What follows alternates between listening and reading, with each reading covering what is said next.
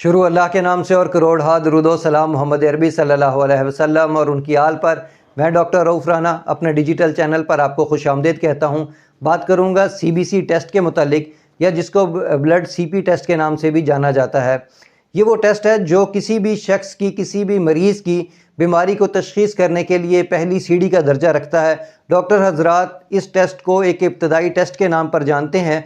और दूसरी बात यह कि किसी भी मरीज़ की सेहत को जांचने के लिए कि दवा के बाद उसकी सेहत ठीक हुई है, वो बेहतरी की तरफ गामज़न है या नहीं, इसी टेस्ट का सहारा लिया जाता है। इस टेस्ट से हम इन्फेक्शन को जान सकते हैं, अनीमिया को देख सकते हैं, ऑटोइम्यून डिसऑर्डर को की तशख़ीस कर सकते हैं, बोन मैरो डिसऑर्डर है उसको देख सकते हैं। अगर कोई शख्स डिहाइड्रेशन का शिकार है उसमें भी यही टेस्ट का सहारा लिया जा सकता है। Inflammation, thalassemia, nutrition deficiency, even to cancer तक के मरीज़ की तशख़ीस की जो बुनियादी तौर पर होती है, जो इब्तदाई है, वो इसी टेस्ट के ज़रिए मुमकिन हो सकती है।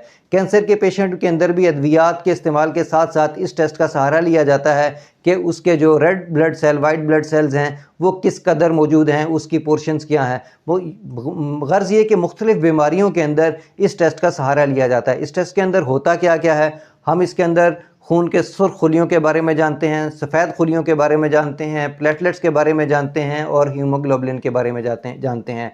रेड ब्लड सेल, अगर आप किसी भी टेस्ट रिपोर्ट को देखें तो उसके ऊपर लिखा होता है रेड ब्लड सेल, उसका काउंट मौजूद होता है। फिर उसके बाद MCV होता है, इसका मतलब ये है कि average size of red blood cell क्या है। इसके नीचे आप देखेंगे कि MCH लिखा होता है कि एवरेज अमाउंट ऑफ हीमोग्लोबिन, एक सेल के अंदर एवरेज अमाउंट में कितनी मिकदार के अंदर हीमोग्लोबिन मौजूद है। RDW ये होता है कि रेड ब्लड सेल की डिस्ट्रीब्यूशन किस कदर है।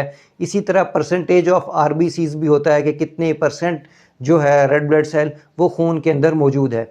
अब इसके साथ वाइट ब्लड सेल होते हैं कि उसकी मिकदार कितनी है, उसके जो मुख्तलिफ़ किस्में होती है, न्यूट्रोफिल्स, मोनोसाइट, उनकी किस्में कितनी हैं। इसके साथ साथ प्लेटलेट्स कितनी मिकदार के अंदर मौजूद हैं और HB की क्या वैल्यू है।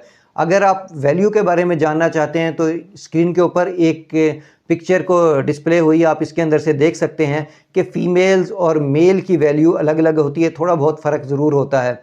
हाँ, अगर आप किसी रिपोर्ट से देख रहे हैं तो आप रिपोर्ट में भी देखेंगे, एक साइड पे टेस्ट का नाम होगा, दरमियान में रिज़ल्ट होंगे और एक साइड पे रेफरेंस वैल्यू होगी। अगर आपका रिज़ल्ट उस रेफरेंस वैल्यूज़ के दरमियान में आ रहा है तो इसका मतलब कि टेस्ट ठीक है, और अगर रेफरेंस वैल्यू से थोड़ा अप एंड डाउन है, इसका मतलब हाई है या कम है। अब हम देखते हैं कि अगर RBC ज़्यादा हो जाएँ तो किन बीमारियों की इंडिकेशन है। अगर RBC ज़्यादा हों तो हार्ट डिजीज़ की इंडिकेशन हो सकती है, बोन मैरो ऑर्डर का कोई इंडिकेशन हो सकती है। हो सकता है कि मरीज़ को सांस का कोई मसला हो, कोई मैदे का मसला, सांस का मसला हो, फेफड़ों का मसला हो, इसकी वजह से भी RBCs जो हैं वो ज़्यादा हो सकते हैं। इसी तरह अगर खून के सुर्ख खुलिये कम हो तो ये अनीमिया का शिकार हो सकता है, ब्लड कैंसर हो सकता है, किसी किस्म की न्यूट्रिशंस की डेफिशिएंसी का शिकार हो सकता है।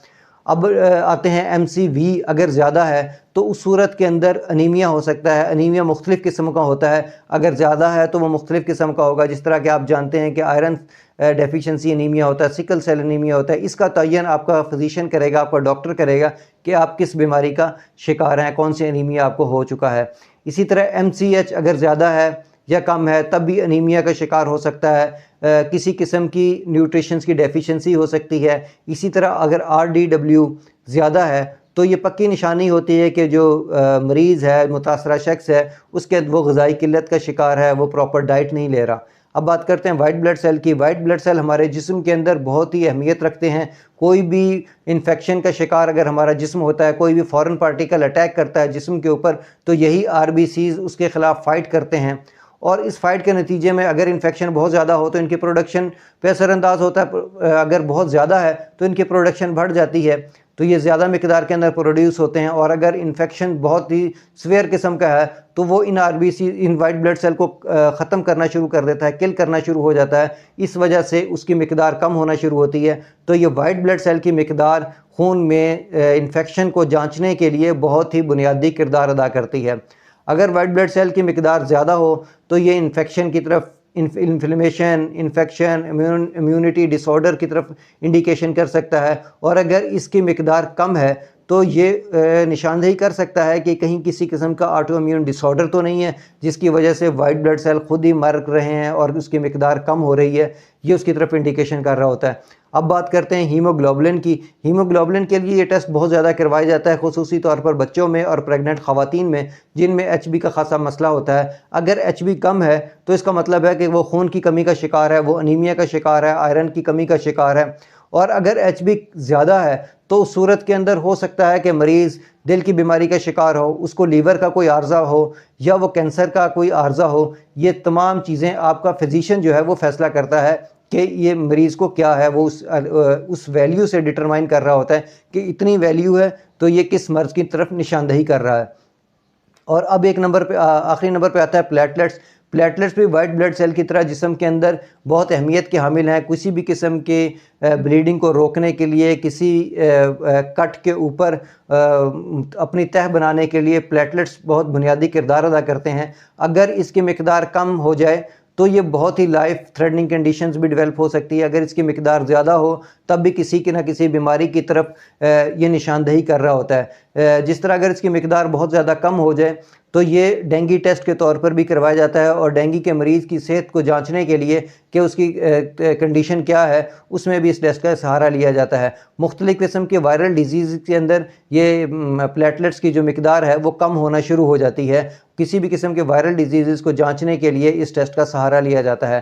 اس کے علاوہ بھی بہت ہی بے شمار قسمیں ہیں جو بیماریوں کی جس کے ذریعے ان ٹیسٹ کے ذریعے جس کی تشخیص کی جا سکتی ہے۔ میں نے تو صرف ایک بنیادی کا آپ کے سامنے ذکر کیا ہے۔ اس کا جو فیصلہ ہے وہ آپ کا ڈاکٹر، آپ کا فزیشین کرتا ہے، اور جس چیز کی طرف وہ دیکھ رہا ہوتا ہے کہ کہیں اس کا شکار تو نہیں، اس کو فردر انویسٹیگیٹ کرنے کے لیے مزید ٹیسٹ بھی کروائے جاتے ہیں۔ مجھے امید ہے کہ میری یہ معلومات آپ کے لیے فائدہ مند ہوگی۔ اللہ آپ کو اور آپ کے تمام اہل خانہ کو صحت والی زندگی عطا کرے۔ اللہ حافظ۔